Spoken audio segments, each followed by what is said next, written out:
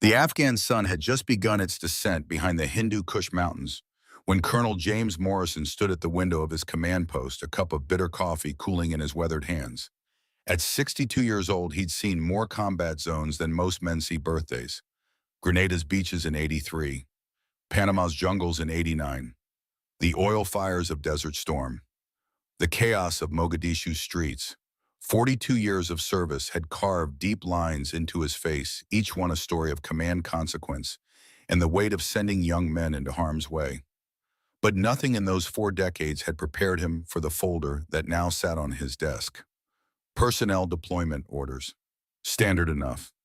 Except for one name that made his jaw tighten with something between disbelief and anger.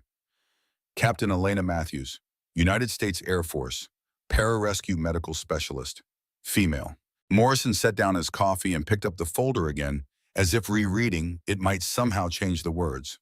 28 years old, top of her class at pararescue training, expert marksman, combat trauma specialist, chemical weapons certification. The credentials were impressive, undeniably so. On paper, she was exactly the kind of operator Forward Operating Base Kandahar needed. On paper. But paper didn't bleed. Paper didn't scream when the bullets started flying.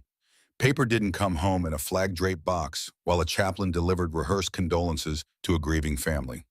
Morrison had buried too many soldiers who looked perfect on paper. The door to his office opened without a knock.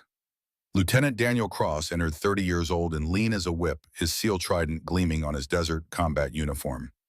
Morrison had mentored Cross since the young officer's first deployment. The kid was sharp, tactical, and most importantly, he followed orders without question. "You wanted to see me, sir?" Morrison slid the folder across his desk. "Tell me what you see." Cross picked it up, scanned the first page. His eyebrows rose slightly. "Captain Matthews, impressive credentials. Pararescue, that's elite-level medical training. Keep reading." Cross flipped out through the pages, his expression neutral. In that way, SEALs learn to keep their thoughts hidden. When he looked up, Morrison was watching him with hawk-like intensity. "She's a woman, sir." "Outstanding observation, Lieutenant." Morrison's voice carried the dry edge of a man who'd run out of patience for stating the obvious. "She's a woman. They're sending us a woman to operate in one of the most dangerous forward bases in Afghanistan, to go on field operations with SEAL teams, to provide combat medical support in active firefights." Cross carefully set the folder back on the desk. "Sir, her qualifications. I don't care if she graduated top of her class at Harvard Medical School while simultaneously winning the Olympic decathlon." Morrison turned back to the window, his hands clasped behind his back in a posture that had become second nature over 4 decades. "This base runs 100 operations a month. We take casualties. We work in conditions that break experienced men, and they want to send us someone who'll need special accommodations, someone who'll be a distraction, someone who'll get good soldiers killed because they're too busy trying to protect her instead of focusing on the mission.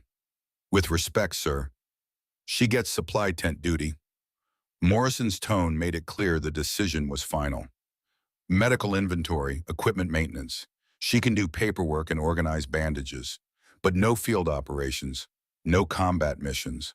"I won't have her blood on my hands because some Pentagon desk jockey thought social engineering was more important than tactical reality." Cross hesitated. In his years under Morrison's command, he'd learned when to push back and when to accept orders.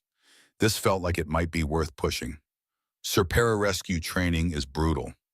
She wouldn't have made it through if she couldn't handle combat conditions. The washout rate is over 80%. Morrison finally turned from the window, his eyes steel gray and hard as flint fixed on his protege. "Son, let me tell you something about my generation. We grew up knowing what men do and what women do.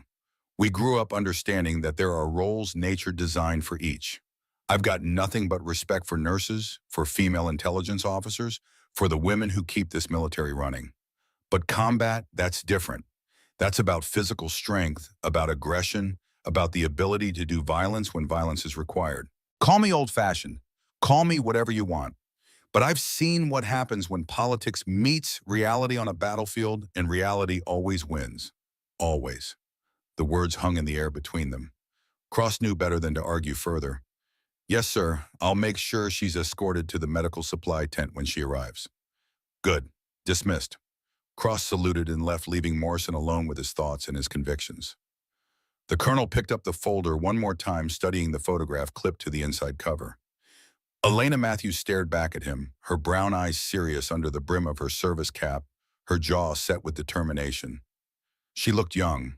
Too young, they all did these days. What the photograph didn't show, what the folder didn't mention, was the name that had made Morrison's blood run cold when he'd first seen this deployment order 3 weeks ago. Next of kin, Catherine Matthews' mother. Emergency contact, David Matthews' brother, Captain United States Marine Corps. Except that last line had been crossed out, updated with a single word that explained everything and nothing at all. Deceased. Morrison knew that name. Captain David Matthews, Force Recon Marine. He'd been in Afghanistan 3 years ago, running classified operations out of a different base, working missions that officially didn't exist. Morrison had been the one coordinating those operations from the command level. He'd been the one who sent David Matthews and his team into the mountains on intelligence that turned out to be compromised. He'd been the one who received the report that Matthews had been captured by insurgents.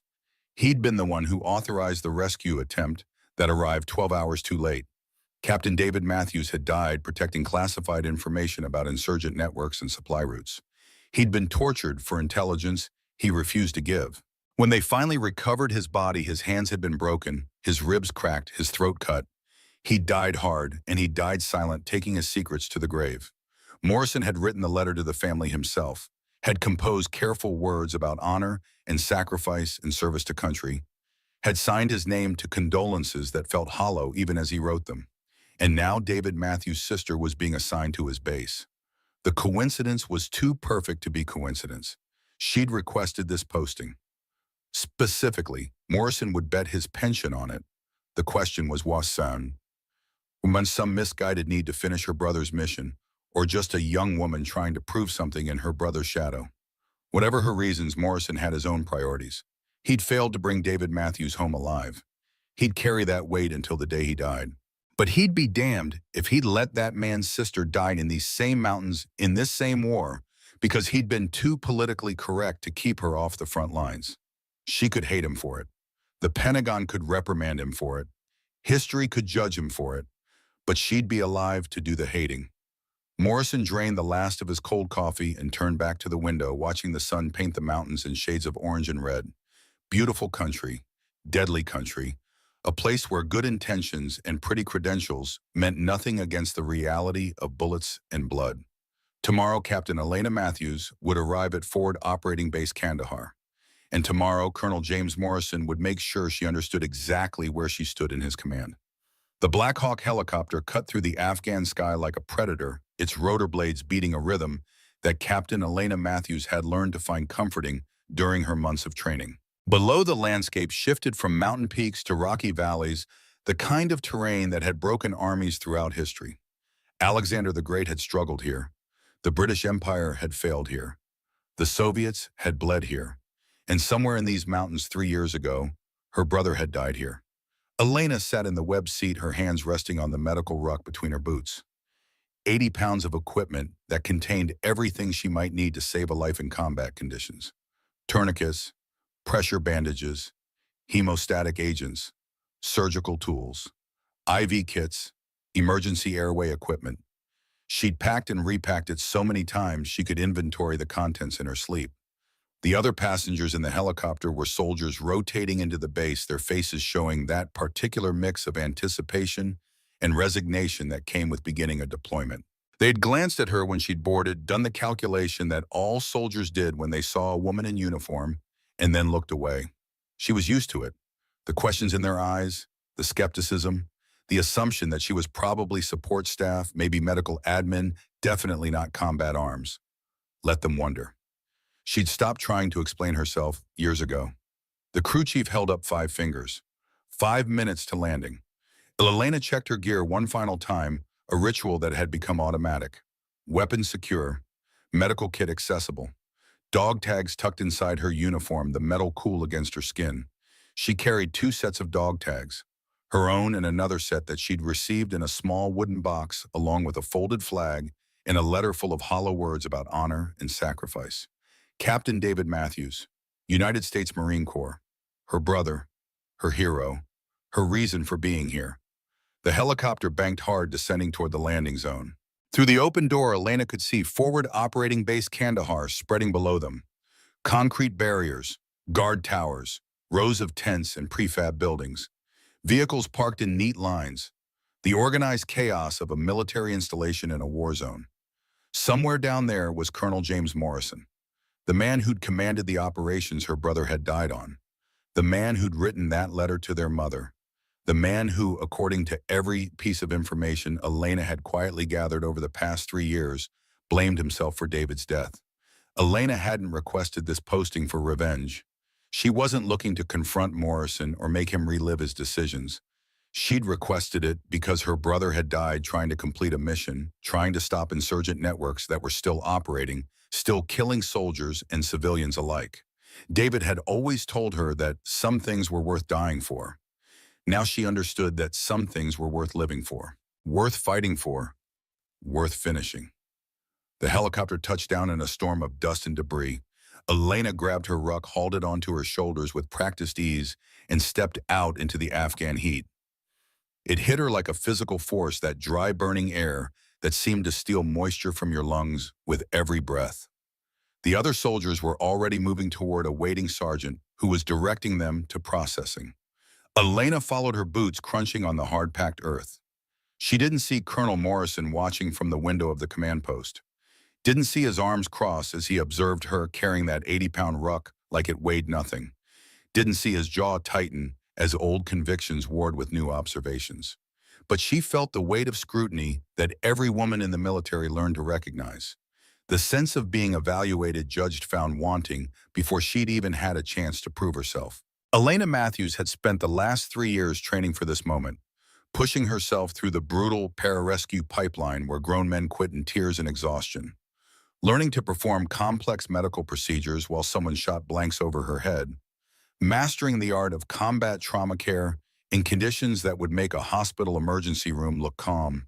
She'd done it all, carrying David's dog tags against her heart, hearing his voice in her head during the moments when quitting seemed easier than continuing. Never quit, Ellie. Matthews don't quit. So she hadn't quit. She'd graduated at the top of her class. She'd earned her place here. Now she just had to convince everyone else of that. The processing sergeant directed her to wait while he handled the other arrivals. Elena stood in the shade of a building, watching the base operations around her. Soldiers moving with purpose. Vehicles rumbling past. The distant sound of a helicopter taking off from another part of the base. This was the sound of war. Not the dramatic explosions and gunfire of movies, but the mundane logistics of keeping thousands of people fed, equipped, and operational in a hostile environment thousands of miles from home. Captain Matthews. Elena turned to find a young lieutenant approaching. He was lean and weathered in that way SEALs got moving, with the unconscious confidence of someone who'd been tested and not found wanting. His uniform bore the Trident insignia. SEAL Team, Combat Arms. The kind of man who probably had very specific opinions about women in the military. Lieutenant Cross, ma'am, I'm here to escort you to medical supply. There it was, that slight emphasis on medical supply that told Elena everything she needed to know about her assignment. Not to the field hospital, not to combat medical operations. To supply. To inventory and paperwork, and all the safe rear echelon tasks that kept women away from the dangerous work. She'd expected this, had prepared for it, but it still felt like a slap. Understood, Lieutenant. Lead the way. They walked through the base in silence, cross-setting a brisk pace that Elena matched easily. She was aware of him watching her peripherally, checking to see if she'd struggled to keep up. She didn't. 3 years of pararescue training had left her in better physical condition than 90% of the military. The medical supply tent was exactly what she'd expected. A large canvas structure filled with shelves of equipment, medications, and gear. It was well organized, she'd give them that. Someone had taken care to establish an efficient inventory system. It was also completely underwhelming compared to what she'd trained for. You'll be responsible for managing medical supplies for the base. Cross set his tone professional and impersonal. Inventory requisitions, equipment maintenance. There's a desk over there with a computer. The previous supply officer left detailed notes on the system. Elena set down her ruck, looking around the tent. I'm a pararescue medic lieutenant. I'm trained for field operations, combat trauma care. This is... She stopped herself before saying what she really thought. Insulting your new commanding officer's decisions on day one wasn't a great career move. Cross's expression remained neutral. Colonel Morrison's orders, ma'am. He wants you here. I didn't join pararescue to count bandages, Lieutenant. The words came out harder than she'd intended. Cross met her eyes, and for the first time she saw something other than professional distance. Maybe sympathy, maybe understanding. Colonel's old school captain. Women in combat? It's new for his generation. He's probably just being cautious. Cautious. Elena tasted the word like it was bitter. My brother died in these mountains 3 years ago. Captain David Matthews, Forest Recon Marines. I didn't come here for special treatment, Lieutenant. I came to finish what he started. I came to do my job. And my job isn't organizing supply shelves. The mention of David's name made Cross pause. His expression shifted just slightly. Recognition, maybe even respect. I'll report that to the colonel, ma'am. You do that. Cross turned to leave, then stopped at the tent entrance. For what it's worth, Captain, your credentials are impressive. Pararescue training has an 85% washout rate. You made it through. That says something. Then he was gone, leaving Elena alone in a tent full of bandages and medications and all the tools of her trade that she wouldn't be using to save lives. She stood there for a long moment, fighting the urge to throw something. She'd known this would be hard. Had known she'd face resistance and skepticism and all the thousand small ways the military found to tell women they didn't belong. But knowing it intellectually was different from feeling it. From standing in this tent while good men were dying out there, and she had the skills to save them, but wasn't being allowed to use those skills. David's voice echoed in her memory. Never quit, Ellie. Lena took a deep breath, pushed down the anger and frustration, and started examining the supply inventory. If this was where Morrison wanted her, fine.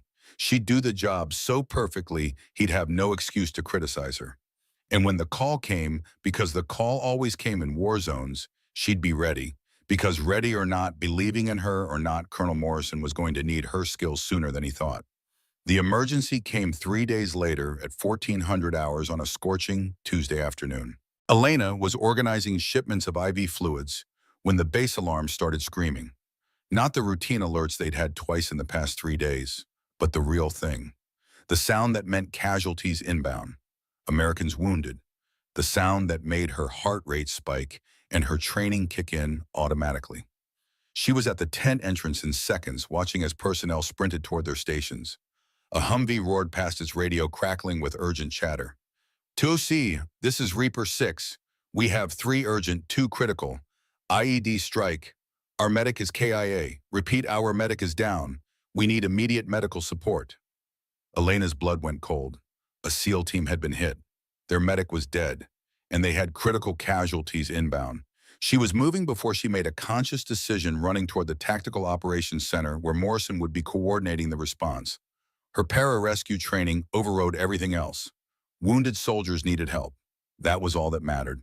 The TOC was organized chaos. Morrison stood at the center, his gray hair looking almost white under the fluorescent lights, his face carved from stone, as he listened to radio reports and barked orders. Get the rescue bird airborne now. I want them in the air in 2 minutes.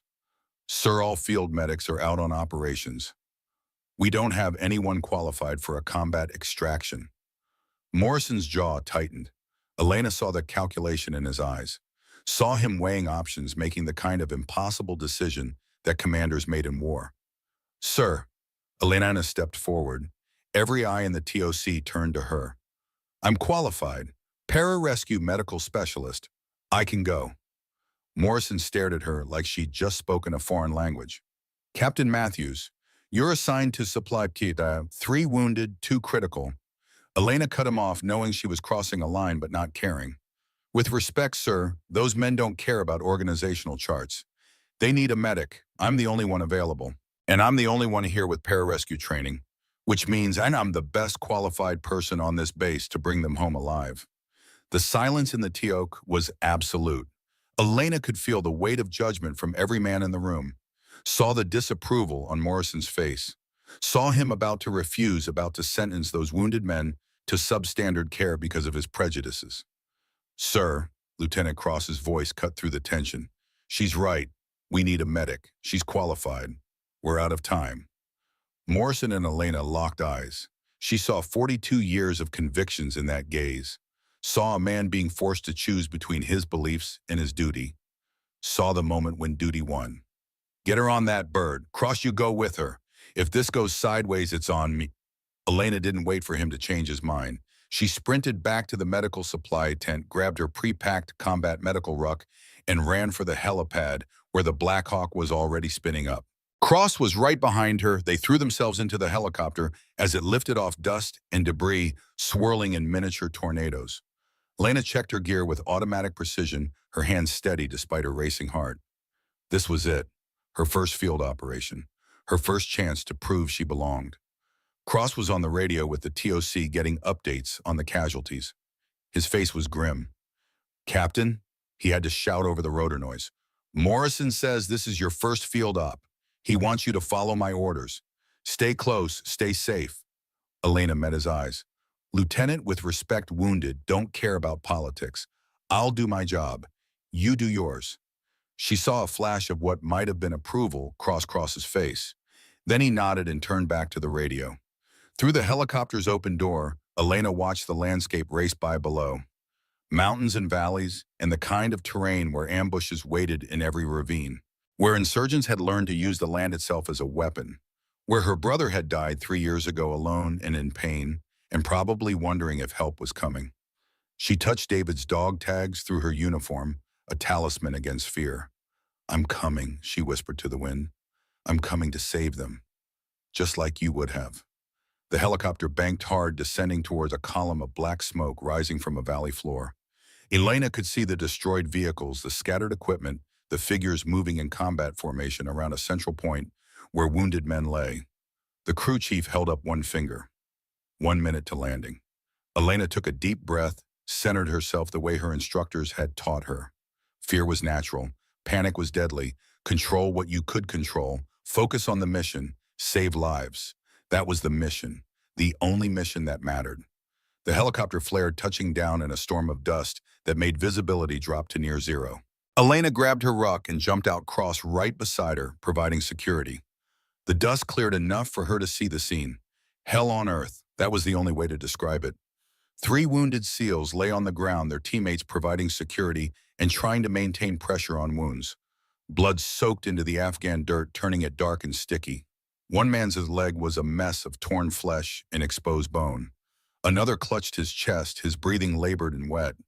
The third seemed stable, but was pale as death from blood loss. A senior SEAL sergeant was directing his men, his face streaked with dirt and what looked like someone else's blood. When he saw Elena, his expression went from desperate hope to angry disbelief. Where's the goddamn medic? He looked past her, expecting to see someone else. Are you serious? They sent a... Oh, Elena didn't let him finish. She dropped her ruck, pulled out her trauma kit, and moved to the worst casualty with absolute confidence. Shut up and help me stabilize them, now. Her voice had the kind of authority that came from training and competence. The sergeant stared at her for one more second, then something in her manner made him obey. Elena went to work. The leg wound was first. Femoral artery compromise, massive tissue damage, bone fragments visible. She'd seen worse in training, but training didn't bleed like this, didn't smell like this, didn't have real life hanging in the balance. Her hands moved with practiced precision. Tourniquet high on the thigh. Check for distal pulse. Apply pressure dressing. Check airway. Check breathing. Check circulation. The ABCs drilled into her until they were automatic. What's his blood type? She demanded. Oh, positive, the sergeant said. Good, I've got that. Elena was already reaching for an IV kit, finding a vein on her first try, despite the chaos and the patient's shock-induced vasoconstriction. Training paying off. Hours and hours of practice on mannequins and each other, and finally real casualties under real fire. Gunfire cracked in the distance. Sporadic. The insurgents who'd set the IED were still out there waiting for another opportunity. Cross was on the perimeter, weapon up, providing security. Angel, we need to move. This LZ is hot. Angel, her call sign. She'd earned it during training when she'd refused to give up on a patient everyone else thought was gone. That others may live. The pararescue motto. Her motto. 2 minutes, she called back, not looking up from her work. The chest wound next. Can't move him until I stabilize his pneumothorax. She moved to the second casualty, the one struggling to breathe. Chest trauma. Tension pneumothorax from the pattern of injuries. Air escaping into the chest cavity, collapsing the lung, putting pressure on the heart. Minutes away from cardiac arrest if she didn't decompress it. I need better light, she said. Someone's helmet lamp illuminated her work. Elena cut away the uniform, found the landmark she needed, second intercostal space mid-clavicular line, and inserted a needle to release the trapped air. The patient gasped as his lung reinflated, color returning to his face. That's it, Elena murmured. Stay with me. You're going to be fine. She was moving to the third patient when she saw him. A fourth SEAL hidden in the rubble of the destroyed vehicle, so still that everyone had missed him. He wasn't moving, wasn't calling for help, just lying there in the shadows, bleeding out in silence. There, Elena pointed. Fourth casualty. How did you miss him? The sergeant looked where she was pointing, his face going white. Johnson. Christ, we didn't see. Elena was already moving her ruck, feeling weightless as adrenaline overrode everything else. She reached the man Johnson and found no pulse, no breathing. He'd lost so much blood his uniform was soaked black with it. Too late, Cross called from the perimeter. Angel, he's gone. We need to evacuate now. Elena ignored him. She positioned herself for CPR, tilted Johnson's head back, and started chest compressions. 30 compressions, 2 breaths. 30 compressions, 2 breaths. The rhythm that she'd practiced 10,000 times. Come on, she said between compressions. Come on, soldier. Don't you quit on me. Don't you dare quit. Nothing, no response, no pulse, just dead weight under her hands. Angel, Cross again, more urgent. We are taking fire. We have to go. Elena kept going. 30 compressions, 2 breaths. Pararescue didn't leave anyone behind. That others may live, even when it seemed impossible, even when everyone else had given up. Come back, she demanded, putting everything she had into the compressions. Your brothers need you. Come back. And then impossibly she felt it. A flutter under her fingers, a heartbeat, weak and thready, but there. I've got a pulse, Elena shouted. Sergeant, help me get him on the stretcher. They loaded Johnson alongside the other wounded. The sergeant was staring at Elena like she'd just performed a miracle. Maybe she had. The line between life and death was sometimes just a matter of refusing to accept that the line existed. The helicopter lifted off with all 4 casualties, bullets kicking up dust around them as insurgents tried one last time to bring them down. Elena was wedged between stretchers, her hands moving from patient to patient, monitoring vitals, adjusting IVs, keeping them all alive through sheer will and expertise. Cross watched her work, something like awe on his face. He keyed his radio. TOC, this is Cross. You need to see this. Captain Matthews just saved 4 men. 4. One of them we'd missed completely. She spotted him, performed CPR under fire, brought him back from dead. Sir, she's the best combat medic I've seen in 10 years. Through the static, Morrison's voice came back tight with emotion Elena couldn't quite identify. Copy that. Good work, Captain. Get them home. Elena didn't respond, didn't care about Morrison's approval or disapproval. She was focused on Johnson, on his weak pulse, on keeping him alive until they reached the base hospital. This was why she'd joined. This was what David had died for. To protect and save and serve. The helicopter touched down at Fob Kandahar 20 minutes later. Medical personnel swarmed the bird, taking the wounded on stretchers toward the hospital. Elena was the last one out, her uniform soaked with blood, her hands still shaking slightly from adrenaline come-down. Colonel Morrison was standing at the landing zone, waiting. His face was unreadable in the fading light. Elena came to attention, prepared for whatever was coming. Praise or punishment, she'd done her job. Saved 4 lives. That was all that mattered. Morrison looked at her for a long moment. Looked at the blood on her uniform. Looked at her steady eyes. Then he did something Elena didn't expect. He nodded. Once. A slight dip of his head that somehow conveyed more than words ever could. Then he turned and walked away, leaving Elena standing in the dust, in the dying light, wondering what the hell that nod had meant. Behind her, the Sergeant Willis she'd learned his name was Marcus Willis approached. "Ma'am." His voice was rough with emotion. "That was... Johnson was gone. We all thought he was gone. You brought him back. How did you even see him? We'd missed him completely." Elena looked at the hospital where her patients were being treated. "Para-rescue motto, Sergeant, that others may live. We're trained to find the ones everyone else gives up on. We never stop looking. We never stop fighting." Willis extended his hand. Elena shook it, feeling the strength in his grip. "The men are already calling you Angel. Hell of a first field op, Captain. Hell of a first day." He walked away, leaving Elena alone with her thoughts and the fading adrenaline and the knowledge that she'd crossed some kind of threshold. She'd proven something today. Not to Morrison, not to Cross, not to any of them. She'd proven it to herself, that she could do this, that David's death hadn't been meaningless, that some things were worth fighting for. Elena touched her brother's dog tags one more time, feeling the metal warm from her body heat. "I did it, David," she whispered. "Just like you taught me. Never quit." And somewhere in the gathering darkness, she felt like maybe, just maybe, her brother was proud. The sun hadn't yet broken over the mountains when Elena found herself running the perimeter of Forward Operating Base Kandahar in full combat gear. Her medical ruck sat heavy on her shoulders, 80 pounds of equipment that she'd stopped noticing after the first mile. The Afghan morning was still cool, that brief window before the heat turned everything into an oven, and she used the time to push herself harder than necessary. 3 days had passed since the rescue operation. 3 days since she had brought 4 wounded SEALs back from the edge. 3 days since Colonel Morrison had given her that single enigmatic nod. And 3 days since he had ordered her back to the medical supply tent. The contradiction burned in Elena's chest as she ran. She'd proven herself under fire, had performed combat medicine that even seasoned medics praised, had saved lives that would have been lost without her intervention. And her reward was a return to inventory management and paperwork. She understood the logic even if she hated it. Morrison was being cautious, testing her, making sure that one successful operation didn't mean she was ready for the consistent danger of fieldwork. But understanding his reasoning didn't make it any less frustrating. Elena rounded the final corner of the perimeter, her breathing steady despite the exertion, and nearly collided with a group of SEALs beginning their own morning routine. They stepped aside and she recognized Sergeant Marcus Willis among them, the man whose teammate she'd revived from clinical death. "Morning, Angel," Willis called out, the nickname already sticking.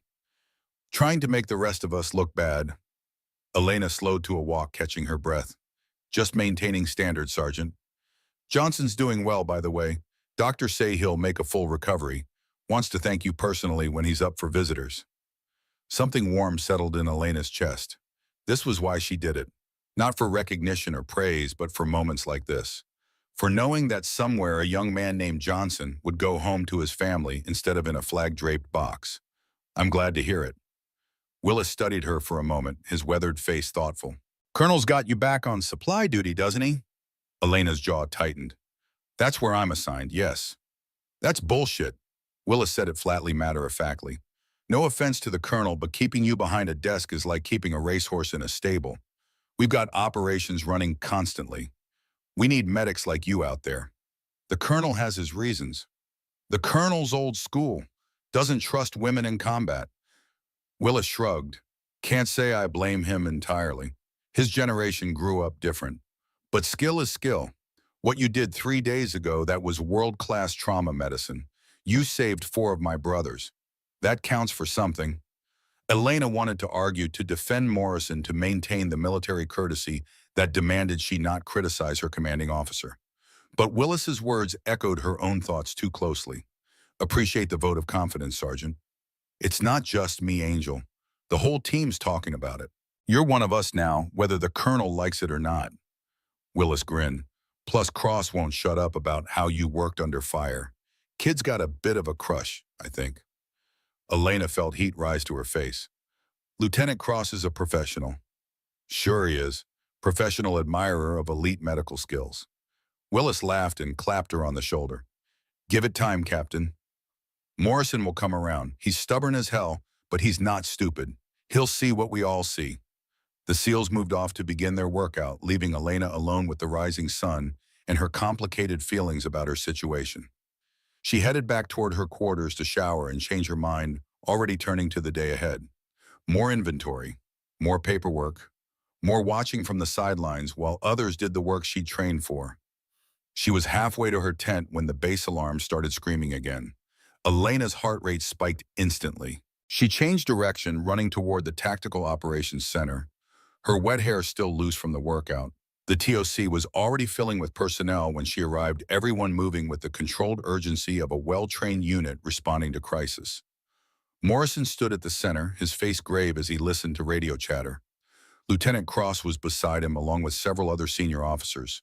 Elena positioned herself where she could see the tactical displays staying out of the way, but ready if needed. "Say again, Reaper 6, Morrison said into the radio. "Confirm your last transmission." The response came through with crackling static, but the words were clear enough. "TOC, this is Reaper 6. Operation Serpent's Nest is compromised. Delta team took heavy contact. 4 wounded, all urgent. They're pinned down in hostile territory with limited ammunition. They need immediate extract and medical support." Elena's blood went cold. Delta team, special operations. The kind of unit that only got deployed for high-value targets and classified missions. Morrison's jaw tightened. "What's their location?" Coordinates came through. Cross was already plotting them on the tactical map. "Sir, that's 20 miles into hostile territory, heavy insurgent presence. Any rescue operation will be hot from wheels down." "I'm aware, Lieutenant." Morrison studied the map, his mind clearly running through options and probabilities. "Get our QRF spun up. I want them ready to move in 15 minutes. Air support standing by. Medical evacuation on standby." "Sir," one of the staff officers spoke up hesitantly. "They report they have a medical officer with them. Specialized clearance, female. She's trapped with the team." The temperature in the TOC seemed to drop 10 degrees. Elena saw Morrison's hands clench on the edge of the table. Saw something flash across his face that looked like pain mixed with fury. "Identification and no name given, sir. Just that she has specialized medical clearance and is providing trauma care to the wounded under fire." Elena's mind raced. Female medical officer with specialized clearance operating with a Delta team on a classified mission. That wasn't standard protocol. That was something else entirely. Something that officially didn't exist on any roster. She watched Morrison's face and saw the exact moment he made the connection she just made. His eyes cut to her sharp and assessing, and she knew. He knew what she was, or at least suspected, but now wasn't the time for that conversation. "Get Captain Matthews on the rescue bird," Morrison ordered. "Cross, you lead the security element. This is a hot extraction under fire. I want our best people on this." Cross turned to Elena, his face set with determination. "Captain, you're up. Grab your gear. We're wheels up in 10. Elena was moving before he finished speaking, sprinting back to the medical supply tent where her combat ruck waited. Her hands moved on autopilot, checking equipment, verifying supplies, making sure she had everything she might need for multiple critical casualties under combat conditions. This was it. Not a routine patrol hit by an IED, but a deliberate rescue operation into hostile territory. The kind of mission that could go catastrophically wrong. The kind of mission that separated the capable from the truly elite. She threw the ruck over her shoulders and ran for the helipad, where 2 Blackhawks were already spinning up. Cross was there with a SEAL fire team, all of them checking weapons and gear with the practiced efficiency of men who'd done this countless times. Cross pulled her aside as they approached the helicopters. "Angel, this is going to be different from last time. We're going into a hot zone, active firefight, insurgents everywhere. You stay close to me, you follow my orders exactly, and if I say run, you run." "Understood." Elena met his eyes. "Understood. But Lieutenant, once we reach the wounded, I'm in charge of medical care. You handle security, I handle saving lives. That's how this works." Something like respect flickered across Cross's face. "Roger that. Just don't make me explain to Morrison how I got you killed." They loaded onto the helicopters, the fire team splitting between the 2 birds for redundancy. Elena found herself pressed between 2 large SEALs, her medical ruck taking up precious space, her mind already running through trauma protocols and emergency procedures. The Blackhawks lifted off, banking hard toward the mountains. Through the open door, Elena watched the base disappear behind them, replaced by the rugged terrain that had claimed so many lives over so many years. Somewhere out there, Delta Team was fighting for survival. Somewhere out there, a female medical officer was providing care under fire. Elena touched David's dog tags through her uniform. 3 years ago, he'd been out there too, fighting, dying, wondering if help was coming. This time, help was coming. Cross was on the radio with the TOC getting updates. His face grew progressively grimmer. "How bad?" Elena asked. "Bad. Multiple casualties. Insurgent force estimated at 30 to 40 fighters. Delta's holed up in a compound, but they're running low on ammunition. The medic with them has been performing emergency surgery with improvised tools."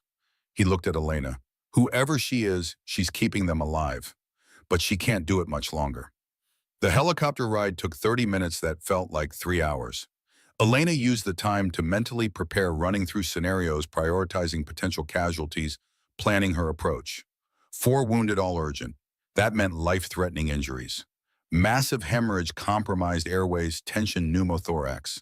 The kind of trauma that killed in minutes without proper intervention. She could do this. She'd trained for this. She was ready. The pilot's voice crackled through the headset. 2 minutes to LZ. Be advised, LZ is hot. We are taking sporadic fire. Get off fast and move to cover." Elena's heart hammered in her chest. Fear was natural. Panic was deadly. She controlled her breathing, centered herself, focused on the mission. The compound came into view below a cluster of mud brick buildings surrounded by walls. Muzzle flashes sparked from windows and rooftops, tracers cutting through the dawn light like deadly fireflies. Explosions bloomed in the distance. The sound of sustained gunfire was constant, overlapping a symphony of violence. The helicopters came in fast and low, flaring hard to touch down in a cloud of dust and debris. Elena grabbed her ruck and jumped boots, hitting Afghan soil in a combat zone for the second time in her brief field career. "Move, move, move!" Cross shouted, leading the fire team toward the compound. Bullets cracked overhead, impacting the walls around them. Elena ran, keeping her head down, following Cross's lead as they weaved through rubble and past destroyed vehicles. They reached a breach in the compound wall and pushed through. Inside, Delta operators were positioned at windows and doorways, returning fire with disciplined bursts. The noise was overwhelming, disorienting. Smoke filled the air. The smell of gunpowder and blood was thick enough to taste. A Delta sergeant spotted them and shouted over the din. "Medicals inside second room on the left. They're in bad shape." Elena didn't wait for Cross's permission. She pushed past the sergeant and into the building, her eyes adjusting to the dim interior. The second room was a nightmare of combat medicine. 4 wounded men lay on the floor. Blood was everywhere. And kneeling among them, her hands deep in a soldier's chest cavity, was a woman Elena recognized instantly, even though they'd never met. The woman was maybe 30, dark blonde hair pulled back, her uniform soaked with blood. Her hands moved with absolute precision, despite the chaos, performing open chest cardiac massage on a soldier who should have been dead. Her face was a mask of concentration, beautiful in its intensity, terrifying in its implications.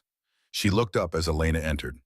Their eyes met, and in that instant, Elena saw everything she needed to know. This woman was pararescue, elite level, operating under deep cover, and she was about 3 minutes from losing her patient. "Tension pneumo on the left," the woman said, her voice steady despite performing literal open-heart surgery under fire. "Femoral arterial bleed on the right, partially controlled. Shrapnel wounds on the other, 2 stable for now, but need proper surgical care."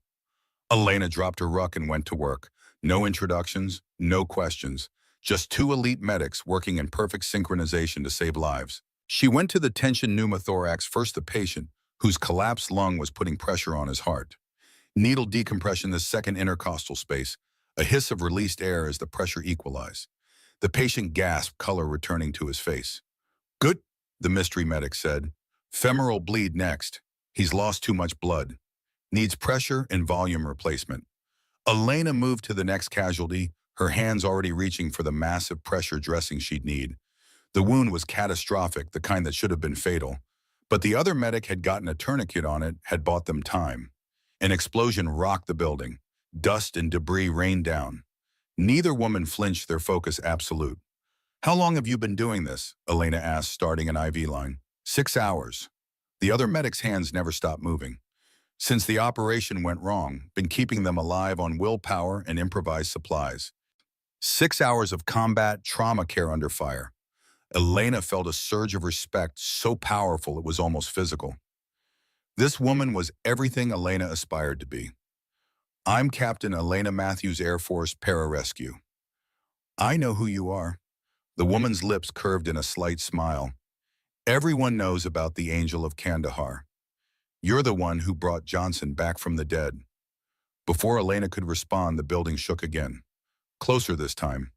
Cross appeared in the doorway, his face urgent. We need to move. Insurgents are pushing our perimeter. We've got maybe 5 minutes before they overrun us. The mystery medic looked at Elena. Can you stabilize them for transport? Elena assessed her patients rapidly. 2 were stable enough. 2 were still critical. I need 3 minutes. You've got 2. They worked in frantic silence, securing IV lines, applying fresh dressings, preparing the wounded for the rough handling they'd endured during an extraction. Elena's hands moved faster than thought, pure training and muscle memory taking over. Outside, the gunfire intensified.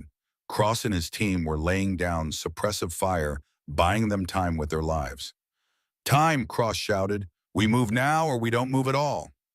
Ready, Elena called back. She and the other medic grabbed the first stretcher, hauling it toward the door. Cross and 2 SEALs grabbed the other 2 wounded. The fourth, the one with the chest wound, was the most critical. The mystery medic looked at him, then at Elena. I've got him. You take the others out first. Like hell, Elena said. We carry him together or we don't move at all. For a second, something like warmth flickered in the other woman's eyes. Then they were moving, hauling the heavy stretcher through the door and into chaos. The compound was a war zone. Insurgents had breached the outer wall and were pushing forward under heavy fire. Cross's team and the Delta operators were fighting a desperate rearguard action, falling back in bounds toward the extraction point. Elena and the mystery medic ran the stretcher between them, bullets cracking past their heads. The helicopter landing zone was 100 meters away. Might as well have been 100 miles. They were halfway there when Elena saw the insurgent raising an RPG launcher, the deadly tube pointed directly at the pin. Time seemed to slow. She saw a Cross turn, saw him raise his weapon, saw that he was too far away to engage in time. The mystery medic saw it too, and did something Elena would remember for the rest of her life. She shoved Elena hard, sending her sprawling with the stretcher, and threw herself at the insurgent. No weapon, no backup, just pure desperate courage. The insurgent fired. The RPG streaked past where Elena had been standing a half-second earlier, impacting a wall and exploding in a ball of flame and shrapnel. The mystery medic hit the insurgent like a linebacker, driving him to the ground. They struggled for his weapon. Cross and 2 SEALs were sprinting toward them, but they were too far. Too late. Elena watched in horror as the insurgent pulled a pistol, watched him press it against the woman's side, watched him fire. The woman gasped but didn't stop fighting. She got her hands on the insurgent's weapon and, with strength born of absolute will, turned it on him. The burst of gunfire was deafening at that range. Then she was falling, clutching her side, blood spreading across her uniform. Elena was moving before conscious thought, dragging her patient toward the helicopter while simultaneously screaming for help. Cross reached the downed medic first, scooping her up in a fireman's carry while his team provided covering fire. They made it to the helicopters in a stumbling run, loading casualties with desperate speed. Elena jumped aboard with her patients, and Cross literally threw the mystery medic into the bird beside her. The Black Hawks lifted off in a storm of dust and bullets, insurgents firing everything they had at the departing aircraft. Something hit the tail of Elena's helicopter with a metallic clang, but they kept climbing, kept moving, kept running for safety. Elena turned to the woman beside her. She was conscious but fading, her hands pressed to the gunshot wound in her side. Blood seeped between her fingers. Stay with me, Elena commanded, already cutting away the uniform to assess the wound. You don't get to die after saving my life. The woman's lips quirked in a pained smile. Wasn't going to let you take an RPG, Angel. Bad form. Entry wound on the right side just below the ribs. Elena probed, carefully assessing damage. The bullet had penetrated the peritoneal cavity. Possible liver involvement. Possible bowel perforation. Definitely internal bleeding. She packed the wound with hemostatic gauze, applied pressure, started another IV line. The woman watched her work with professional detachment. "You're good," she murmured. "David trained you well." Elena's hands froze. She stared at the woman. "What did you say? Your brother, David Matthews. He and I worked together 3 years ago. Different team, same mission." The woman's eyes were starting to glaze with shock. "He talked about you, his little sister, who wanted to be a medic. Said you had the heart for it." Elena felt like she'd been punched in the chest. "You knew my brother, knew him, respected him. He died protecting his team, protecting intelligence about insurgent networks." The woman coughed, blood flecking her lips. "Networks we've been dismantling ever since. That's what this mission was about. Finishing what David started." Tears blurred Elena's vision. She blinked them back, furiously focusing on keeping this woman alive. "What's your name?" "Your real name." "Captain Sarah Parker. Air Force Pararescue. Deep cover operations." Sarah's grip on Elena's hand was weakening. "Been here 6 months. Gathering intelligence. Supporting classified missions. Today was supposed to be the endgame." "It still is," Elena said fiercely. "You're not dying today. I won't let you." Sarah smiled. "That's what David said." Right before, she didn't finish. Her eyes rolled back and she went limp. "No." Elena started chest compressions immediately, panic and training warring in her mind. "Cross, she's coding. We need the defibrillator." Cross was there instantly, pulling the AED from the medical kit. Elena positioned the paddles, shocked Sarah's heart, watched for a rhythm. Nothing. Shocked again, still nothing. She went back to compressions, counting in her head, refusing to accept what was happening. Not this woman. Not someone who'd known David. Not someone who'd saved Elena's life. "Come on," Elena muttered between compressions. "Come back. Your mission isn't finished. Come back." A flutter. Weak, but there. Then a rhythm. Thready and unstable, but a heartbeat nonetheless. Elena nearly sobbed with relief. She maintained pressure on the wound-monitored vitals. Whispered encouragements to a woman who probably couldn't hear her. The helicopter touched down at FOB Kandahar 30 minutes later. Medical teams swarmed the bird, taking the wounded on stretchers. Sarah was rushed to surgery immediately, Elena running alongside the gurney until the surgical team pushed through doors she couldn't follow. She stood in the corridor covered in blood that belonged to half a dozen different people, her hands shaking with adrenaline, come down, her mind reeling from everything that had happened. Cross found her there 20 minutes later. "Angel, you should get cleaned up." Elena couldn't move, couldn't process. "She knew my brother. She said David talked about me." "Who did?" "Captain Parker." "The other medic." "Sarah." Elena finally looked at Cross and he saw the tears on her face. "She's pararescue like me, been operating under deep cover for 6 months, supporting classified missions. She said she's been dismantling the networks David died protecting." Cross's expression shifted to something like understanding. "That's why you're here. Not just to serve. You're trying to finish his mission. He died 3 years ago in these mountains, and I wasn't there. Wasn't trained yet. Couldn't help him." Elena's voice broke. "I can't let her die too. Not when she's been doing what he would have done. Not when she saved my life." The surgery took 6 hours. Elena waited the entire time, refusing to leave, refusing to rest. Cross stayed with her for the first hour, then had to leave for debriefing. Other soldiers came and went, some offering words of support, others just sitting with her in solidarity. It was Colonel Morrison who finally brought news. He appeared in the corridor as the sun was setting, his face weathered and grim. Elena stood immediately, searching his expression for information. "She's out of surgery," Morrison said. "Critical but stable. Lost her spleen, part of her liver. Massive internal bleeding. But she's alive." Elena sagged with relief. "Can I see her?" "Not yet. She needs to stabilize first." Morrison studied Elena for a long moment. "Lieutenant Cross gave me his report. Said you and Captain Parker worked together like you'd trained together for years. Said you saved all 4 of those Delta operators, and then brought Parker back from clinical death." "She saved my life first, sir. Took a bullet meant for me." Morrison nodded slowly. "There's something you need to know, Captain. Sarah Parker isn't just a pararescue medic. She's been operating under deep cover gathering intelligence on insurgent networks, specifically on a target called the Surgeon. Elena felt her blood go cold. The Surgeon, high-value target, former medical student turned insurgent commander, been planning a major chemical weapons attack on Kabul. Your brother was tracking him 3 years ago when he was captured. Morrison's voice was heavy. Captain Parker volunteered for this assignment specifically to finish that mission, to take down the man who killed your brother. The world seemed to tilt. Elena grabbed the wall for support. She's been hunting him for 3 years. For 6 months actively, but she's been working toward this for 3 years, yes. Morrison looked older than his 62 years. Today's operation was supposed to be the culmination of that work. Delta Team was extracting Parker and the intelligence she'd gathered. But someone leaked the operation. The Surgeon knew they were coming. Is he dead? No, he escaped in the chaos.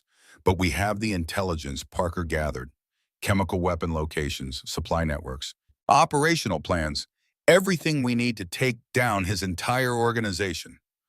Morrison met Elena's eyes. Your brother died protecting similar information. He never broke, never gave them anything. Captain Parker finished what he started. Elena couldn't speak, could barely breathe. 3 years she'd spent training, preparing, trying to honor David's memory. And all that time someone else had been doing the actual work. Someone who'd just taken a bullet to save Elena's life. Sir, Elena said quietly, I need to be part of taking him down. The Surgeon, I need to finish this. Morrison looked at her for a long moment. Then he did something that surprised her. He pulled a folder from under his arm and handed it to her. This is the intelligence Parker gathered. Study it. Tomorrow we brief the operation to neutralize the Surgeon's network. He paused. You're assigned to the mission as primary medical support. Consider your supply tent duty officially terminated. Elena took the folder with trembling hands. Sir, Don't thank me, Captain. You've earned this. What you did today, what you've done since arriving at this base, you've proven yourself repeatedly. I was wrong about you, wrong about women in combat. I'm man enough to admit when I'm wrong. Morrison's jaw tightened. Your brother would be proud of you, and so am I. He turned to leave, then stopped. One more thing. Captain Parker left something for you in her personal effects. Said if anything happened to her, it should go to David Matthews' sister. He handed Elena a small package. She unwrapped it with shaking hands and found a set of dog tags. Captain David Matthews, United States Marine Corps. Her brother's tags, the ones that had been taken from his body 3 years ago. The ones that Sarah Parker had recovered somehow from somewhere and kept safe. Elena clutched them to her chest, tears streaming down her face. Cross appeared at the end of the corridor, gave Morrison a questioning look. Morrison nodded and left them alone. Cross sat beside Elena on the bench. You okay? No, Elena said honestly, but I will be. She looked at her brother's dog tags, then at the folder containing intelligence about the Surgeon. David's mission isn't finished. Sarah's mission isn't finished. But it will be. I'm going to make sure of that. We'll make sure of that, Cross corrected. You're not doing this alone, Angel. Elena looked at him, seeing not just a SEAL lieutenant, but a partner, an ally, someone who believed in her capabilities without reservation. Thank you, she said quietly. They sat together in the corridor. As night fell over Fort Kandahar, two warriors preparing for the battle ahead. Elena held David's dog tags in one hand and Sarah's intelligence folder in the other, the weight of both a reminder of sacrifice and purpose. Somewhere in these mountains, the Surgeon was planning his next attack, planning to kill thousands with chemical weapons, planning to continue the work that had cost David his life. But now he had Elena Matthews hunting him, and the Angel of Kandahar didn't quit. Not ever. The briefing room at Forward Operating Base Kandahar was packed with the kind of personnel who didn't appear on standard rosters. Delta operators whose faces were carefully kept out of official photographs. CIA analysts whose names were classified above top secret. SEAL team commanders who'd spent more time in hostile territory than in their home country. And at the center of it all, standing beside a tactical map covered in red markers and intelligence annotations, Colonel James Morrison looked every one of his 62 years. Elena sat in the front row, the intelligence folder Sarah Parker had compiled heavy on her lap. She'd spent the previous night reading every page, memorizing locations and patterns, understanding the network that had taken her brother's life. Lieutenant Daniel Cross sat beside her, his presence steady and reassuring. In the 3 days since the rescue operation, something had shifted between them. Not romance, not yet, but the kind of trust that could only be forged under fire. Morrison cleared his throat and the room fell silent. When he spoke, his voice carried the weight of command and conviction. Gentlemen and Captain Matthews, what I'm about to brief is classified at the highest levels. Operation Final Reckoning. Our objective is to dismantle the chemical weapons network run by the insurgent known as the Surgeon and to capture or eliminate him in the process. He activated the projector and an image appeared on the screen. A man in his mid-40s, educated features twisted by ideology and hate. The Surgeon looked more like a professor than a terrorist, which made him all the more dangerous. Hassan al-Rashid, formerly a medical student at Kabul University. Radicalized after his brother was killed in a coalition airstrike. He spent the last 5 years building a network that funnels medical supplies and equipment to insurgent forces. 6 months ago, we learned he'd pivoted to chemical weapons, sarin gas specifically. He's been stockpiling precursor chemicals with the intent to launch a mass casualty attack on Kabul. Morrison's eyes found Elena's. 3 years ago, Captain David Matthews of the Marine Corps was tracking this network when he was captured. He refused to give the Surgeon any intelligence even under torture. He died protecting information about supply routes and operational cells. The room was silent. Everyone there understood the weight of that sacrifice. 6 months ago, Captain Sarah Parker volunteered for a deep cover operation to infiltrate the Surgeon's network. She posed as a medical contractor, gained access to insurgent medical facilities, and gathered the intelligence we need to take down his entire organization. Morrison's voice hardened. 3 days ago, that operation was compromised. Captain Parker was wounded during extraction, but the intelligence she gathered is solid. We have locations, we have timelines, we have everything we need to finish this. Another image appeared, a compound in the mountains, its layout detailed from satellite imagery and Parker's first-hand reconnaissance. This is the Surgeon's primary facility. Chemical weapons are stored here along with his command and control infrastructure. Our mission is threefold. 1, secure the chemical weapons before they can be dispersed. 2, destroy his operational capability. 3, capture the Surgeon alive for interrogation about his broader network. Morrison looked around the room. This will be a joint operation. Delta Team will handle primary assault. SEAL Team will provide perimeter security and blocking positions. Air Force Pararescue will provide combat medical support. His eyes locked on Elena. Captain Matthews will be our primary medic on scene. She'll be accompanied by Lieutenant Cross's fire team for security. Elena felt every eye in the room turned toward her. She kept her expression neutral, professional, but inside her heart was hammering. This was it. The mission that would either complete David's work or add her name to the memorial wall beside his. A Delta operator raised his hand. Sir, with respect, this is a high-risk operation. Wouldn't it be better to have multiple medics on scene? Captain Matthews is pararescue trained. She's proven herself under fire multiple times, and she has personal knowledge of the Surgeon's methods through Captain Parker's intelligence. Morrison's tone brooked no argument. She's the right operator for this mission. The objection died. Morrison continued the briefing, detailing approach, routes, and contingencies, air support, and extraction plans. Elena absorbed every word, her mind already running through medical scenarios. Chemical exposure, mass casualties, hostile fire. She'd need to be ready for anything. After the briefing, as personnel filed out, Morrison gestured for Elena to stay. Cross hesitated at the door, but Elena nodded for him to go. When they were alone, Morrison's military bearing softened slightly. Captain, I need to know you can handle this. Not physically, I know you can, but emotionally. The Surgeon killed your brother. This is personal for you. Elena met his eyes steadily. Sir, everything about this deployment is personal. Every wounded soldier I treat is someone's brother, someone's son. David taught me that we don't serve for ourselves. We serve for each other. She paused. The Surgeon needs to be stopped, not because of what he did to David, but because of what he plans to do to thousands of innocent people. That's what matters. Morrison studied her for a long moment, then nodded. Your brother said something similar once after a mission that went wrong when he lost men under his command. He said the only way to honor the dead is to protect the living. He pulled something from his pocket and held it out. Captain Parker woke up this morning. First thing she asked about was you. She wanted you to have this. It was a small voice recorder. Elena took it with trembling hands. She recorded it yesterday before the operation, just in case. Morrison's voice was gruff. I'll leave you to listen to it in private.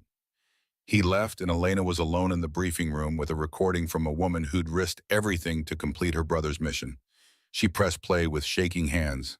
Sarah Parker's voice came through weak but clear. Elena, if you're hearing this, things probably went sideways. Typical Tuesday in Afghanistan, right? A soft laugh pained. I wanted you to know about David. Really know about him, not just the official story. Elena closed her eyes, listening. 3 years ago, I was assigned to provide medical support for a joint Marine Delta operation targeting the surgeon's chemical weapons facilities. David was the Marine team leader. First time I met him, he made a joke about having a female medic. Something about hoping I could keep up. Sarah's voice carried warmth despite the pain. Took him about 5 minutes to realize I could probably outrun him in full kit. We worked together for 2 months, best officer I ever served with. He never asked his men to do anything he wouldn't do himself, never left anyone behind. And he talked about you constantly. His little sister, who wanted to be a medic. He was so proud of you, even then. Elena felt tears sliding down her face. The night before the mission that killed him, we were going over medical protocols. He asked me to promise him something. If anything happened to him, if he didn't make it back, I should find you. Tell you that he believed in you, that he knew you'd be better than him someday. Sarah's voice cracked. He said, my sister has the heart of a warrior and the hands of a healer. She's going to save more lives than I ever could. The mission went wrong. We were betrayed by a local asset. The surgeon was waiting. David and his team were captured. I managed to escape, tried to get a rescue operation authorized, but by the time we got there, Sarah trailed off. He never broke, never gave them anything. And before he died, he left a message scratched into the wall of his cell. Just 2 words. Finish it. So that's what I've been doing for 3 years. Finishing it. Hunting the man who killed the best Marine I ever knew. Gathering intelligence. Building a case. And now you're here and you're everything David said you'd be. Better even. Sarah paused. The surgeon is planning something big. Mass casualty attack on Kabul. Thousands will die if we don't stop him. I need you to finish this, Elena. Not for revenge. Not for David. But for all the people who live because you stopped a monster. You're the angel of Kandahar now. You have earned that call sign. So fly, angel. Finish the mission. Make David proud. A long pause. And Elena, take care of yourself. Your brother would want that most of all. The recording ended. Elena sat in the empty briefing room, clutching the device, tears streaming down her face. But they weren't tears of grief anymore. They were tears of purpose, of understanding, of acceptance. David hadn't died meaninglessly. He died protecting information that had led to this moment, to this mission, to the chance to stop a massacre. And Elena was going to make damn sure his sacrifice mattered. She wiped her face, straightened her uniform, and walked out of the briefing room with her head high. Cross was waiting in the corridor, and when he saw her face, he understood without words. Ready? He asked simply. Ready, Elena confirmed. 24 hours later, she was in a Black Hawk helicopter flying through the pre-dawn darkness toward the mountains that had haunted her dreams for 3 years. The mission was live. Operation Final Reckoning was underway. The helicopter was full of hard men with harder eyes. Delta operators who'd done this countless times. SEALs who lived for moments like this. And one Air Force captain with a medical ruck and a personal vendetta she'd transformed into professional purpose. Morrison's voice came through her headset. All units, this is command. Target compound is 3 minutes out. Intelligence suggests 20 to 30 hostile forces with the surgeon confirmed on site. Chemical weapons are believed to be stored in the basement level. Exercise extreme caution. Elena checked her gear one final time. Medical supplies. Chemical exposure treatment protocols. personal protective equipment in case of gas release, and David's dog tags tucked inside her uniform next to her own. The helicopters descended toward the compound, a sprawling complex built into the mountainside. Even in the darkness, Elena could see its defensive positions, the careful placement of walls and buildings designed to channel attackers into kill zones. 30 seconds, the pilot called. LZ is cold so far. That won't last. The Blackhawks flared and touched down. Delta Team was off and moving before the wheels fully settled, their training evident in every movement. Cross's SEAL fire team secured the perimeter while Elena positioned herself at the designated casualty collection point, a protected area where wounded would be brought for stabilization. The assault was textbook perfect for the first 90 seconds. Delta breached the compound walls, clearing rooms with precision. Then all hell broke loose. The explosion was massive, a carefully placed IED that collapsed part of the compound wall and sent debris raining down on the assault force. Elena heard the screams immediately and was moving before Cross could stop her. 3 Delta operators were down, caught in the blast. Elena reached them in seconds, her training overriding the fear that tried to freeze her legs. The first man had a sucking chest wound, his breath bubbling with blood. The second had lost his leg below the knee. The third was unconscious with a head injury that might be fatal. Cross, I need help moving them. Elena was already working on the chest wound, sealing it with specialized dressing. And I need the stretchers now. Gunfire erupted from the compound. Insurgents were pouring out of hidden positions, and the carefully planned operation was rapidly becoming a desperate firefight. Cross and his team laid down covering fire while Elena worked her hands steady despite the chaos. She stabilized the chest wound, tourniqueted the leg amputation, and checked the head injury for signs of brainstem damage. All 3 were alive, but barely. She needed to get them to the casualty collection point, needed to get them out of the immediate kill zone. Sergeant Willis, she shouted over the gunfire, help me drag them to cover. Willis appeared out of the smoke and chaos, grabbing one stretcher while Elena grabbed another. They ran through the firefight, bullets cracking past their heads, and made it to the relative safety of their defensive position. But Elena knew immediately that something was wrong. The firefight was too organized, too coordinated. This wasn't a surprise defensive action. The surgeon had known they were coming. It's a trap, she said to Cross. He's baiting us. Agreed, but our people are inside. We can't leave them. Cross was on the radio coordinating with Delta Team. His face went pale. Angel, they found the chemicals. Basement level, just like Parker said. But there's enough sarin gas there to kill half of Kabul. Elena's blood ran cold. Sarin was one of the deadliest chemical agents ever created. Exposure killed in minutes. And if the surgeon decided to release it here, everyone in the compound would die. We need to secure it, now. Delta's moving on it, but they took casualties. Their medic is down. Cross looked at her. They need you in there. Elena knew what he was asking, knew that going into that compound meant walking into a trap with chemical weapons and a man who'd already killed her brother. Knew that the smart play was to call for backup, wait for reinforcements, do this safely. But safe didn't save lives. I'm going. You coming? Cross grinned fierce and proud. Someone needs to keep you from getting killed. Morrison would never forgive me. They moved into the compound together, Willis and 2 other SEALs providing security. The interior was a maze of corridors and rooms, most of them damaged from the fighting. Bodies lay where they'd fallen, both insurgent and American. Elena's heart clenched every time she passed an American casualty, but she kept moving. The Delta medic was deeper in, along with the chemical weapons. They found the medic in a hallway, gut shot and fading fast. Elena dropped beside him, assessing the wound. Entry wound in the abdomen, likely perforated bowel. He needed surgery, and he needed it hours ago. Hang on, Elena said, starting an IV line. I've got you. The medic grabbed her wrist with surprising strength. The surgeon, he's in the basement, triggered a dead man's switch. If his heart stops, the gas releases.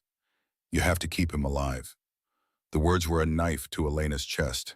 Keep him alive. The man who killed David. The man who tortured her brother and left him to die. She had to keep that monster alive to prevent a massacre. I understand, she said, though the words tasted like ashes. She stabilized the medic enough for Willis to evacuate him, then pushed deeper into the compound with Cross. The stairs to the basement were slick with blood, the walls pocked with bullet holes. Someone had fought hard here, At the bottom, they found Delta Team holding a defensive perimeter around a door marked with chemical hazard symbols. The team leader, a captain named Rodriguez, looked relieved to see Elena. Captain Matthews, thank God. The surgeon's inside with the chemicals. He's wounded but alive. Says if we try to breach, he'll release everything. We need you to stabilize him while our EOD guys disarm the dead man's switch. Elena looked at the door. Behind it was the man who'd destroyed her family, the man who'd turned her brother's death into years of grief and purpose. And she had to save his life. Let me talk to him, she said. Rodriguez looked skeptical but nodded. Elena approached the door, aware of Cross's protective presence behind her. Hassan al-Rashid, she called through the door. I'm a medic. Let me help you. A voice came back, educated and calm despite the circumstances. A medic? How appropriate. Do you know why they call me the surgeon? Because I understand human anatomy. I know exactly where to cut to cause the most pain without causing death. I practiced on your Marine captain 3 years ago. Elena's hands clenched, but she kept her voice steady. Captain David Matthews, my brother. A pause.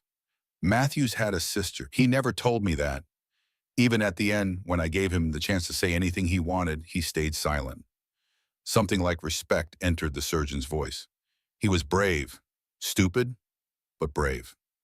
He was a better man than you'll ever be, Elena said. But right now, that doesn't matter. You're wounded. You're dying. Let me help you, and we can end this without more death. Why would you help me? I killed your brother. Because thousands of innocent people will die if I don't. Because I'm a medic, and that's what we do. We save lives even when those lives don't deserve saving. Elena took a breath. And because my brother taught me that honor isn't about revenge, it's about doing what's right even when it costs everything. Another pause. Then the door opened slightly.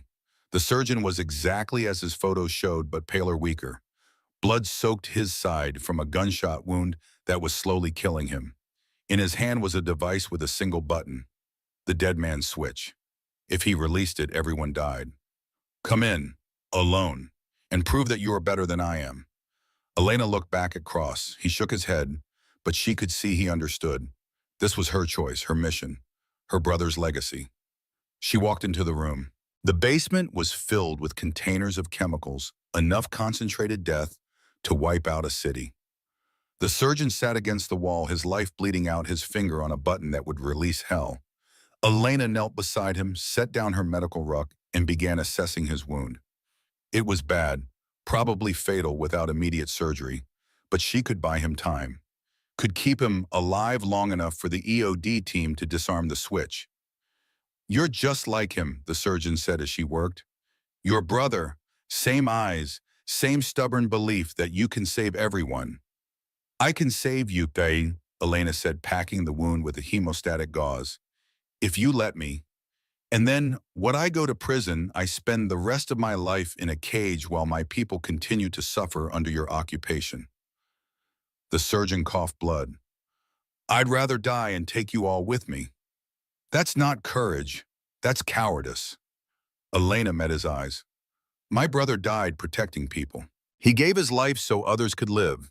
You're killing innocent people to make a point. There's no honor in that. Honor, the surgeon laughed bitterly. Your brother talked about honor too. Even as I cut him, even as he died, he talked about duty and service and honor, as if words meant anything against pain. Elena felt rage building in her chest, hot and consuming. This man had tortured David, had killed him slowly, had robbed their family of someone they loved.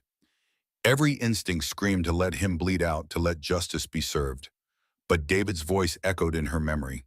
The only way to honor the dead is to protect the living. She kept working, stabilized the wound, started an IV, did everything she could to keep a monster alive. The EOD technician appeared at the door. Captain, I can disarm it if you can get him to release the switch. Elena looked at the surgeon. Let it go. Let me save you. End this without more death. Why should I trust you? Because I could have let you die. Because I'm choosing to save your life, even after what you did to my brother. Because some things are bigger than revenge. Elena's voice broke. Because David would want me to. He'd want me to be better than you. Better than this. The surgeon stared at her for a long moment. Then slowly his finger released the button. The EOD tech was there instantly, carefully taking the device and beginning the delicate work of disarming it. Elena continued treating the surgeon, keeping him stable, keeping him alive. "Your brother's last words," the surgeon said quietly. He said, "Tell my sister I'm proud of her." I didn't understand what he meant. There was nothing to be proud of. He'd failed. He was dying. He looked at Elena. "But I understand now. He knew you'd finish what he started. Knew you'd be better than him." Tears streamed down Elena's face as she worked. "He was wrong. I'll never be better than him. But I can try to be worthy of what he believed." The EOD tech looked up. "Disarmed. We're clear." In that instant, everything changed. Delta operators flooded the room, securing the surgeon and the chemical weapons. Cross was there, pulling Elena away, checking her for injuries, making sure she was okay. And Elena stood in the basement, surrounded by enough death to end a city, having just saved the life of her brother's killer, and felt something she hadn't felt in 3 years. Peace, not closure. David was still gone. That wound would never fully heal. But she'd completed his mission. She'd stopped the massacre he'd died trying to prevent. She'd proven that honor meant something even in the darkness of war. Morrison's voice came through her radio. "Angel 7 report status. Chemical weapons secured, sir. The surgeon in custody. No friendly KII." Elena's voice was steady despite her tears. "Mission complete." "Outstanding work, Captain. All units prepare for extraction." The flight back to Phoebe Kandahar was quiet. The Delta operators who'd thought a woman couldn't handle combat operations now looked at Elena with undisguised respect. The surgeon, sedated and under guard, would face justice for his crimes. And Elena sat with Cross, holding David's dog tags, feeling the weight of what she'd accomplished. "You okay?" Cross asked quietly. "I saved him, the man who killed David. I kept him alive. You prevented a massacre. You stopped thousands of deaths. That's what matters. David would have done the same thing, would have made the same choice." Elena looked at Cross. "He always said the hardest part of being a soldier isn't dying for your country. It's living for it. Living with the choices you make. Living with the period." Cross nodded. "He was right, and he'd be proud of you. Hell, I'm proud of you." When they landed, Morrison was waiting. His face showed the strain of command, the weight of sending people into danger. But when Elena stepped off the helicopter, he did something unprecedented. He saluted her. Not the casual salute of rank, but the deep, respectful salute reserved for heroes and those who'd earned honor beyond measure. Elena returned it then. Morrison dropped his hand and extended it for a handshake instead. "Your brother would be proud, Captain. As am I. You've proven everything I doubted. You've shown me that courage and skill, they have no gender. You've saved lives, completed a critical mission, and conducted yourself with honor at every step." He paused. "You're exactly the kind of soldier we need. The kind we should have recognized sooner." "Thank you, sir. But I had help. Lieutenant Cross and his team, Sergeant Willis, all the operators who believed in me when it would have been easier not to." Morrison smiled slightly. "Leadership recognizes talent, Captain, but it takes character to acknowledge it. You've got both." Over the next 3 weeks, as Elena recovered from the mission and prepared for her next assignment, things changed at Phoebe Kandahar. The story of the Angel of Kandahar spread through the military community. A female pararescue medic who'd saved countless lives, who'd completed a mission her brother had died attempting, who'd proven that women belonged in combat operations. Sarah Parker recovered from her wounds, though she'd never be cleared for field operations again. The damage to her organs was too extensive. But she had a new mission now, training the next generation of pararescue medics, passing on her knowledge and experience. Elena visited her in the hospital before shipping out. "Heard you kept the surgeon alive." Sarah said, her smile warm despite the pain she was clearly in. "That took guts. David would have been proud. He left me a message. Before he died. You told me about it in the recording." Elena sat beside the bed. "He said to tell me he was proud of me. But I think he knew. Somehow he knew I'd end up here." "He did. He told me once that you had the heart of a warrior. Said you'd be better than any of us." Sarah reached out and squeezed Elena's hand. He was right. 6 months later, Elena stood at a podium at Pararescue Training School in Florida, addressing a class of new recruits. Mixed gender, which would have been unthinkable just a few years earlier. Morrison had pulled strings to get her this assignment, to give her a chance to shape the future of combat medicine. "My name is Captain Elena Matthews," she began. "But in Afghanistan, they called me the Angel of Kandahar. I'm here to teach you everything I know about saving lives in combat, about making impossible choices under fire, about being the kind of medic who never gives up, never quits, and always brings their people home." She held up David's dog tags. "These belong to my brother, Captain David Matthews, United States Marine Corps. He died 3 years ago, completing a mission that saved thousands of lives. He taught me that honor isn't about being the strongest or the fastest. It's about serving something bigger than yourself. It's about being willing to pay any cost to protect those who can't protect themselves." The class was silent, hanging on every word. "Some of you are here because you want to be heroes. That's fine, but understand this: real heroes don't do it for glory. They do it because someone has to, because lives depend on it. Because when you're a pararescue medic, you carry the weight of every person you save and every person you couldn't save. That weight never gets lighter. You just get stronger." She looked out at the faces before her, seeing herself 3 years ago. Young, determined, ready to prove something. You're going to face doubt. You're going to face people who don't believe you can do this. You're going to face moments where you want to quit, where the pain and the exhaustion and the fear make quitting seem like the only rational choice. Elena's voice hardened with conviction. "Don't quit. Not for me, not for your instructors, but for the soldier who's going to be bleeding out in some godforsaken desert or jungle or mountain, waiting for someone to save their life. Be the person who shows up. Be the person who never stops fighting. Be the person your family would be proud of." After the speech, as the recruits filed out, Colonel Morrison appeared. He was officially retired now, but he'd traveled to Florida specifically for this. "That was a hell of a speech, Captain." "Learn from the best, sir." Morrison smiled, looking younger than his 62 years. "I've been asked to consult on a new training program, Advanced Combat Medicine Facility.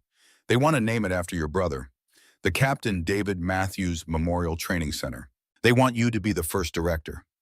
Oh, Elena felt tears prick her eyes. "Sir, I don't know what to say." "Say you'll accept. Say you'll keep training warriors like your brother, like you." Morrison's expression grew serious. "I was wrong about you, Captain. Wrong about women in combat. You proved that. But more than that, you showed me what real strength looks like, what real honor looks like. You did what I couldn't do. You looked past hate and saw humanity. You saved the man who killed your brother because it was the right thing to do." "David taught me that," Elena said softly. "He always said the measure of a soldier isn't how well they kill, it's how well they protect." He was a wise man, and he raised a wise sister. Morrison extended his hand. "Thank you, Captain Matthews, for teaching an old dog new tricks, for showing me that the future of this military is brighter than I feared." And they shook hands, two warriors from different generations, united by respect and shared purpose. That evening, Elena visited Arlington National Cemetery. David's grave was in Section 60, surrounded by other heroes who'd given their lives in Afghanistan and Iraq. She knelt beside the white marble headstone, placing flowers and David's dog tags. "Hey, big brother, I kept my promise. I finished your mission. All of them." She smiled through her tears. "Morrison sends his regards. He's retiring, but he made sure I got a position training the next generation, teaching them what you taught me." The wind rustled through the trees, and Elena imagined it was David's voice. "I miss you every day, but I'm not sad anymore, because I know what you knew. Some things are worth dying for, but more things are worth living for, worth fighting for, worth teaching others to fight for." She stood, saluted her brother's grave, and turned to leave. Lieutenant Cross was waiting by the car, having driven her to Washington specifically for this. Over the months since Afghanistan, they'd grown closer. Not just colleagues, not just warriors, but something more. "Ready?" he asked. "Ready," Elena confirmed. As they drove away from Arlington, Elena looked back one last time at the rows of white headstones. So many lives given, so many families broken, so much sacrifice in the name of duty and honor, but also hope. Hope that their sacrifices meant something. Hope that people like Elena would carry on their missions. Hope that the future they died protecting would be worth the cost. Elena touched the spot over her heart where David's dog tags had hung for 3 years. She'd left them at his grave, finally able to let them rest. But she carried him with her, still in every life she saved, in every student she trained, in every moment she chose honor over hate. Morrison had been right. You couldn't teach courage. You couldn't train honor, but you could live it. You could embody it. You could pass it on to the next generation. And that was exactly what Captain Elena Matthews, the Angel of Kandahar, intended to do. For David, for Sarah, for every soldier who'd believed in her when belief was hard, and for all the warriors yet to come who would carry the torch forward into whatever battles awaited. The mission was complete, but the legacy would endure.